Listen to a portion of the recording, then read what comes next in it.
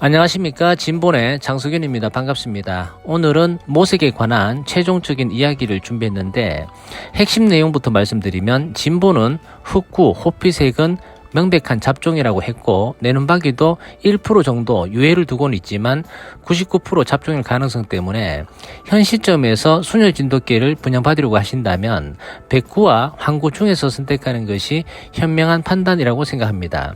진본은 진돗개를 검증할 때 3가지 원칙을 기준으로 검증하고 있습니다. 현재로서는 그 어떤 누구도 형태를 보고서는 순혈 진돗개를 판단할 수 없으므로 진본은 실패를 반복하면서 검증 시스템을 구축한 것입니다.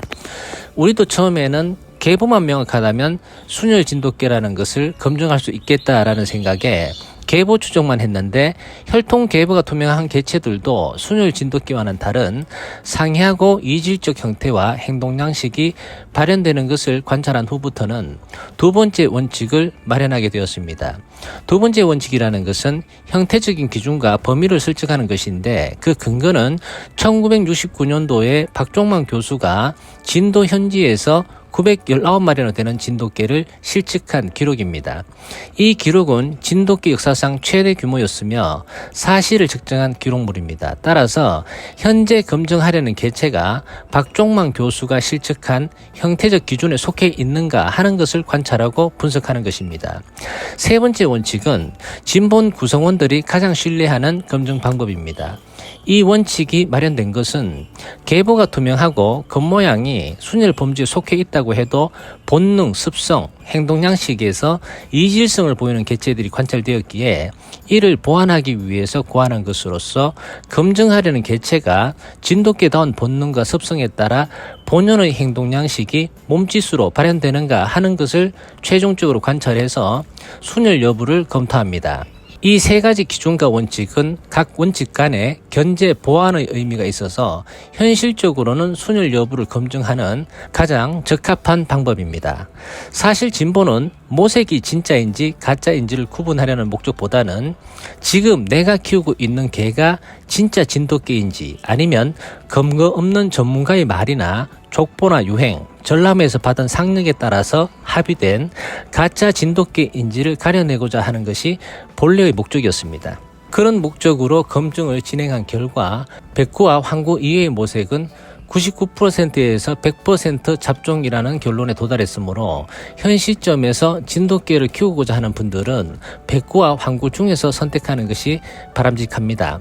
그러나 현실적으로는 백구나 황구도 잡종이 많으므로 백구와 황구 중에서 깊이 해야 할 모색이 있습니다. 결론부터 말씀드리자면 백구 중에서 잡티 없는 순백색은 배워야 하고 황구 중에서도 잡티 없는 순황색을 가진 모색은 배제해야 합니다. 배제해야 하는 이유는 다음과 같습니다. 백구의 경우 모색 단일화 이전 진도에는 순백색이 없었습니다. 대부분 귀끝, 등줄기, 꼬리끝, 앞뒤 오금 쪽에 노란색 털이 섞여 있는 백구의 분포가 많았습니다. 백색에 노란색이 섞인 이유는 진도에 사는 개들은 모색에 상관없이 자유롭게 짝짓기를 했기 때문입니다. 백구는 백구, 황구는 황구끼리만 짝짓기 했던 것이 아니라 백구와 황구, 백구와 흑황구, 백구와 제구, 백구와 내눈박이 등이 자유롭게 짝짓기를 했으므로 모색 유전의 메커니즘에 따라서 순백색이 나올 수 없는 구조였습니다. 황구도 마찬가지였죠. 개들은 사람처럼 모색을 구분하지 못합니다.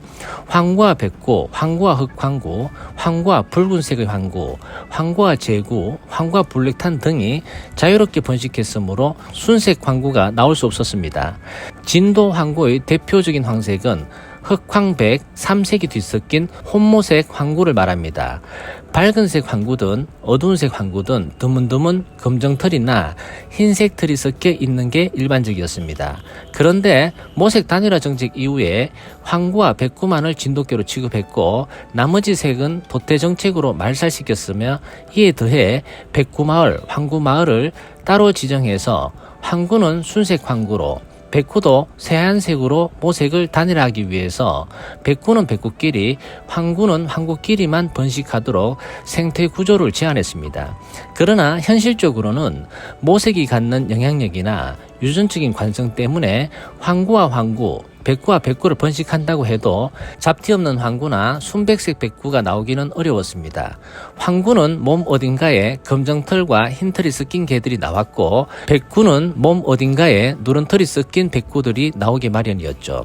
그런데 상품성을 높이기 위해서 순황색, 순백색으로 고정해야 한다는 전능한 생각으로 순색이 아닌 황구나 백구가 나오면 상품성이 없는 저급한 개로 낙인을 찍어서 번식에 배제했죠. 이런 엉터리 번식 방향성을 수십 년간 지속적으로 강제하다 보니까 드디어 황구는 잡티 없는 황색, 백구도 잡티 없는 순백색이 등장하게 된 것입니다. 혹자들은 이렇게 말할 수 있겠죠. 순색 황구, 순색 백구가 보기 좋잖아. 뭐가 문제인데? 라고 반문할 수 있겠지만 이런 현상이 왜 문제인지를 설명드리겠습니다.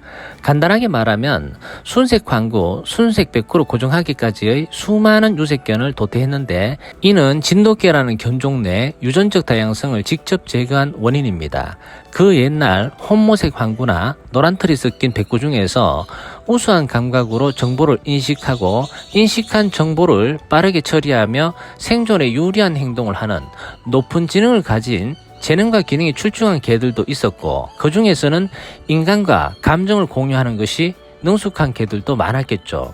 그런데 모색 단일화 정책은 모색만을 도태했던 것이 아니라 모색을 단일화하는 과정에서 재능과 기능이 우수한 유전자를 오랜 시간에 걸쳐 꼼꼼하고 철저하게 제거해왔다는 점이 가장 큰 문제입니다. 따라서 태어난 지 2년이 경과된 개체임에도 불구하고 순백색, 순황색의 개는 본능, 습성, 감성, 재능, 기능이 퇴색되었을 뿐만 아니라 진돗개 본연의 사고체계가 편향적이거나 흐려진 개다라고 보는 게 맞습니다. 쉽게 설명하면 이런 겁니다.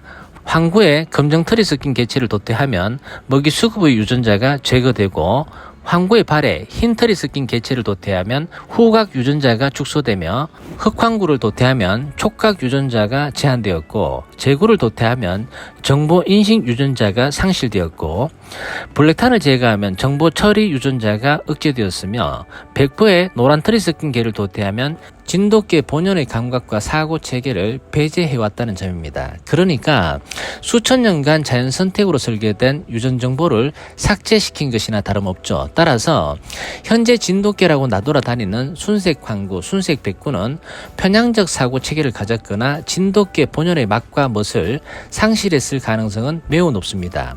그리고 순백색의 경우 특히 더 의심해야 하는 것은 가까운 조상 중에 기주견 혹은 기주견과 잡종된 진돗개 투견이 조상인 경우가 많습니다. 80년대부터 투견 붐이 한창일 때 일본에서 새하얀 기주견을 데리고 와 육지에서 싸움을 좀 하는 잡종 진돗개와 교배시킨 명백한 사례는 너무나 많습니다.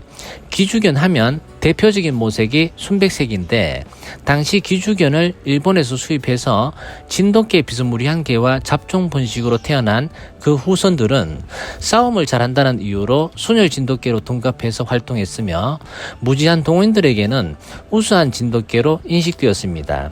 그 후손들이 기하급수적으로 늘어나서 팔도 곳곳으로 잡종 백구들이 번져나갑니다. 이렇게 나온 백구들의 특색이 순백색이었다는 점을 기억하시기 바랍니다. 마지막으로 백구든 황구든 색조 이행에 구분이 없는 단색인 개를 배제해야 합니다. 진돗개는 어떤 모색이든 빛의 광량을 직접적으로 받는 등 쪽이 지나고 배 쪽으로 갈수록 옅어집니다. 백구도 마찬가지입니다. 빛의 광량에 직접적으로 노출된 부분, 귀끝이나 꼬리 끝에 노란 털이 섞여 있으며 몸 전체에 노란 털이 섞인 개들이 있습니다. 털 한 가닥 전체가 노란색이 아니라 털을 뽑아서 관찰해보면 털 한 가닥의 시작점은 하얀색이지만 끝으로 가면서 노란색이 짙어지는 게 특색입니다. 결론적으로 황과 백구 중에서 진돗개를 선택하되 순황색, 순백색 모색을 가진 개는 의심해야 하며 선택해서 배제해야 하고 이러한 개들은 진돗개 본연의 재능과 기능이 제한된 개다라고 생각하시면 됩니다. 이상으로 모색 이야기를 마치겠습니다. 감사합니다.